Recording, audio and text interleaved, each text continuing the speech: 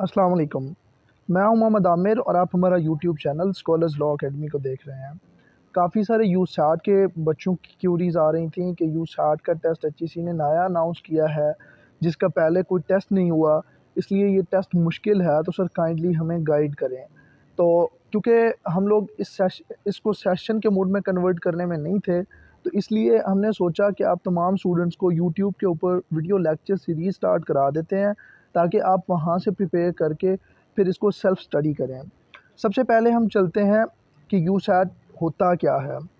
यूसैट undergraduate studies admission test है। Total marks 100 हैं, objective questions के मार्क्स 75 होते हैं, जिसमें फर्दर कैटेगरीज़ हैं। एक वर्बल रीजनिंग के क्वेश्चंस होते हैं जो कि 20 मार्क्स पे कंसिस्ट करते हैं। क्वांटिटेटिव रीजनिंग होती है 25 मार्क्स की। उसके बाद हर किसी के सब्जेक्ट से रेलेवेंट 30 मार्क्स का एमसीक्यूज़ पोर्शन होता है।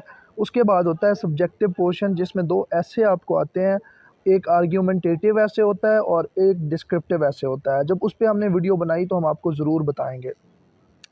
सबसे पहले मैं अपना इंट्रोडक्शन कराता जाऊँ। My name is Mohammad Aamir, currently studying from Punjab university Lahore.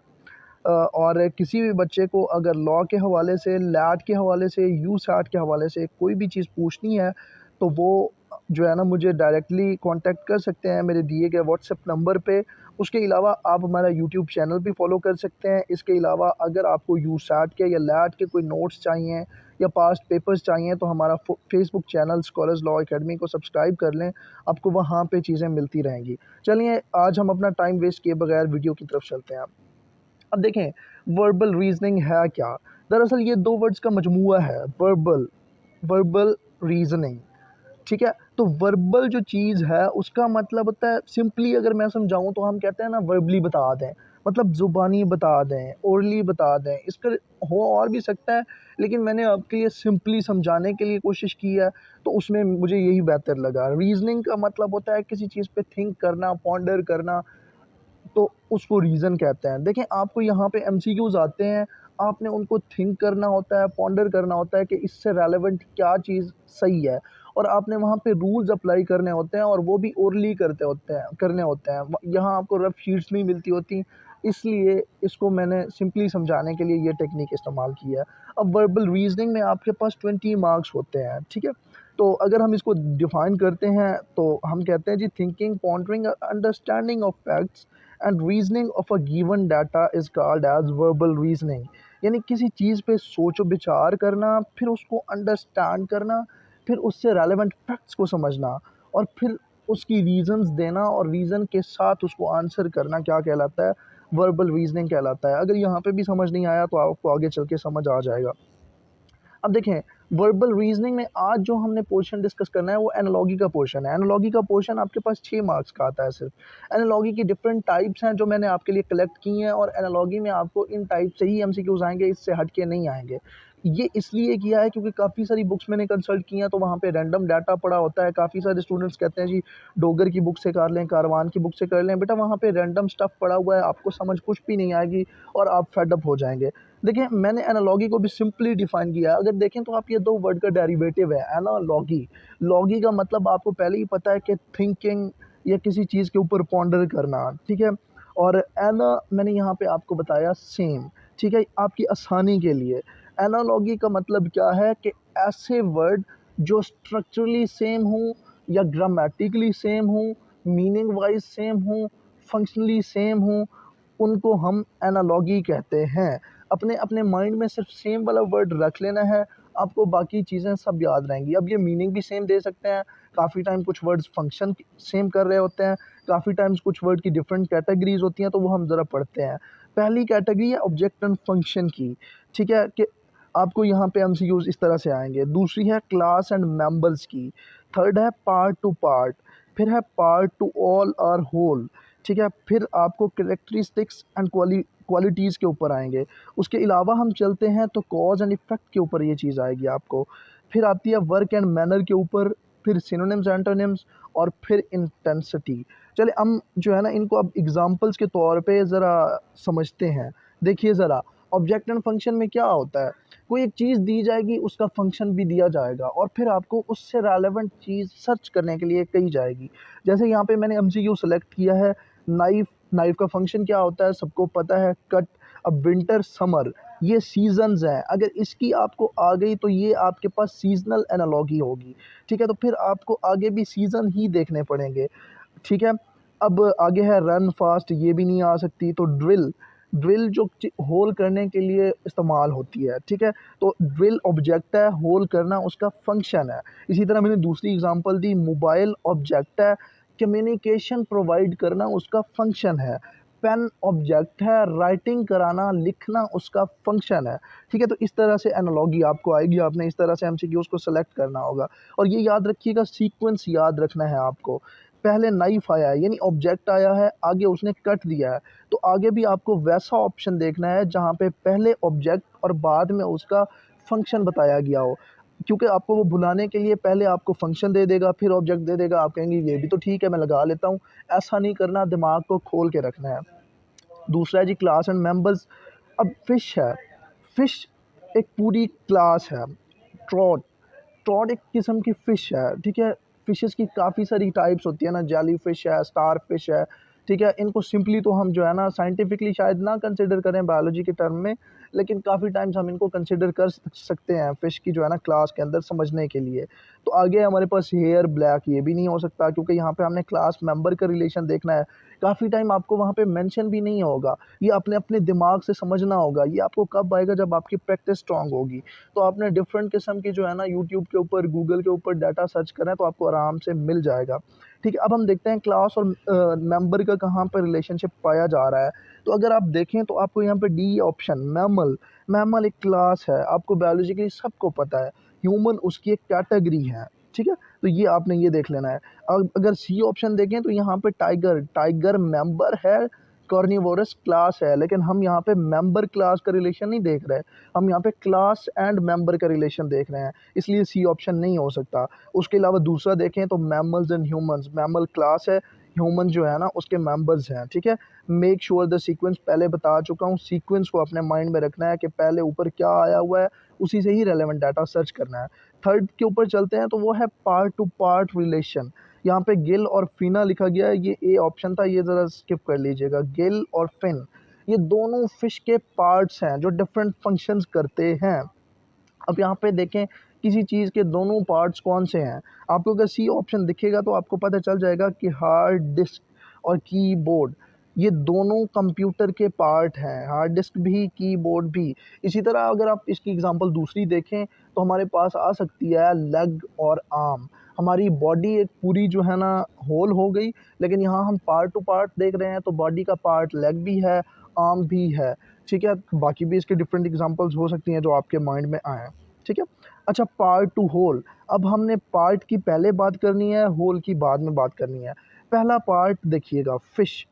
Fish, group of fishes is equal to school, यानी उसका होल। हम कहते हैं ना बायोलॉजिकल स्कूल ऑफ थॉट, यानी उसमें थ्योरीज़ ज़्यादा होती हैं, उस थॉट को हम जो है ना समराइज़ कर देते हैं एज़ अ होल, ठीक है? तो ये फ़िश जो है ना, इसमें भी सर्टेन कैटेगरीज़ होती हैं, उस कैटेगरीज़ को हम फ़िश का पूरा स्कूल कहते हैं। जैसे यहाँ पे अगर स्कूल की एग्ज़ाम्पल्स आप सुने ना, तो स्कूल एज़ अ होल होता है।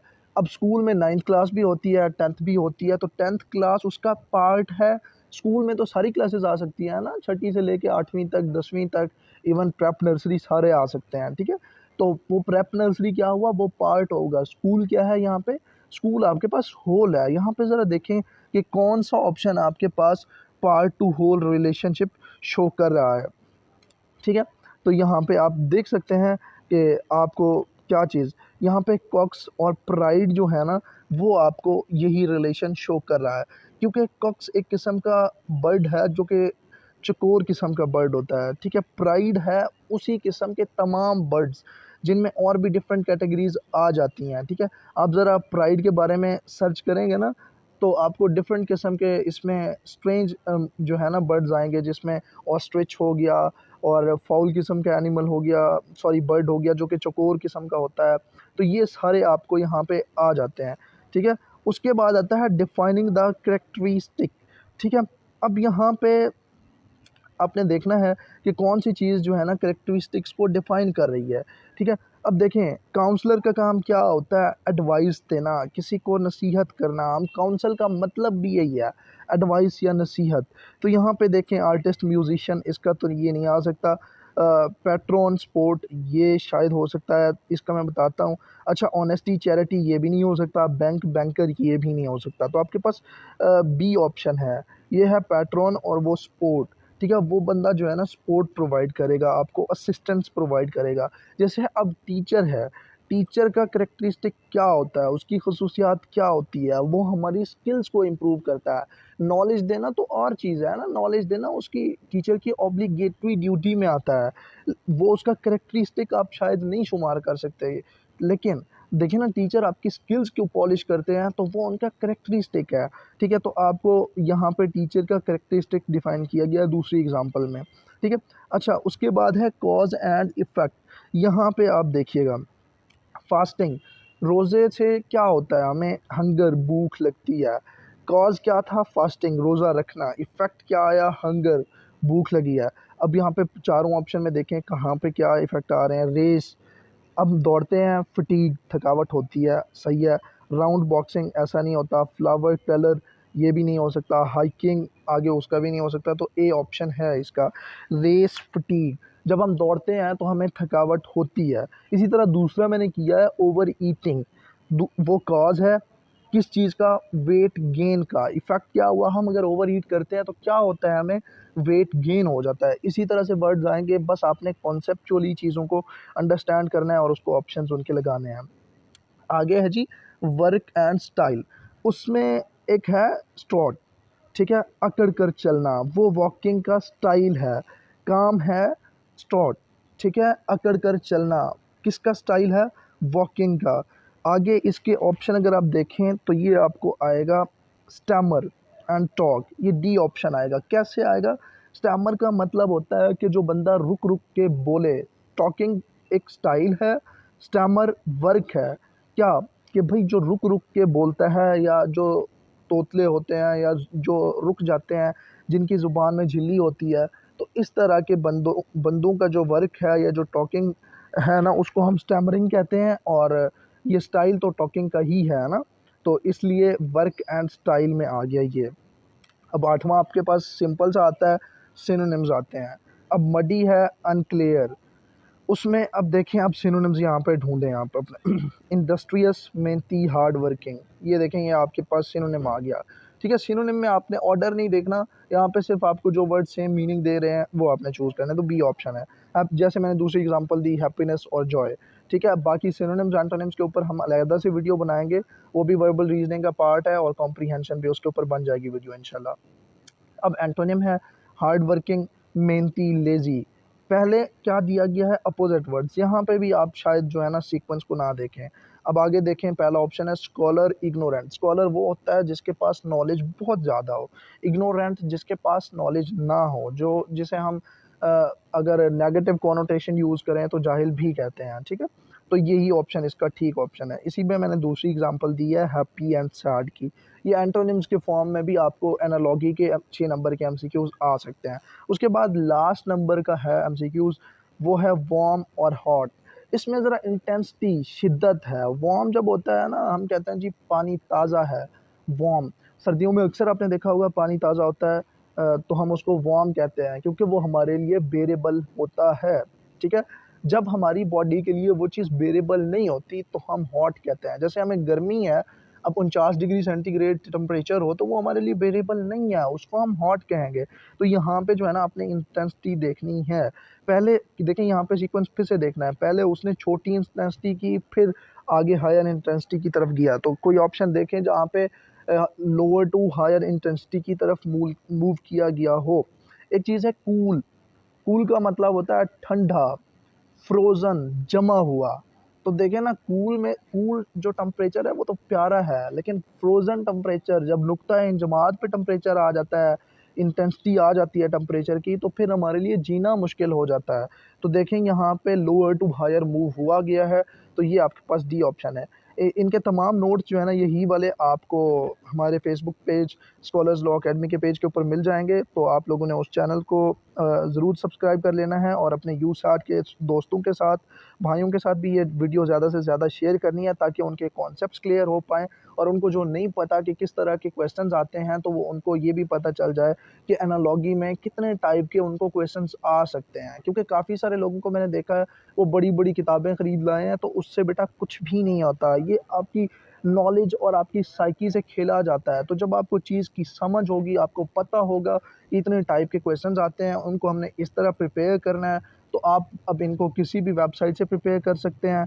लेकिन आपने उनको कॉन्सेप्चुअली प्रिपेयर करना है कि ये ऑप्शन लगा रहे हैं तो क्यों लगा रहे हैं, रट्टा नहीं लगाना। अगर रट्टा लगाया तो फिर यहाँ पे आप रह जाएँगे, और ये वाक़ईतन एक अच्छा स्टेप है एचईसी की तरफ से कि हमारी एजुकेशन में क्वालिटी आएगी। कि आज तक जो बच्चे एफएससी मैट्रिक लेवल के ऊपर रट्टा लगा के आते रहे हैं और सिर्फ़ गाइडों से याद करके आते रहे हैं, वो आगे ये टेस्ट ही क्वालीफ़ाई नहीं कर पा रहे। जिस वजह जैसे आपको लैट का मैं बताता चलूँ कि लैट में भी काफ़ी सारे बच्चों को ये डिफ़िकल्टीज़ होती हैं।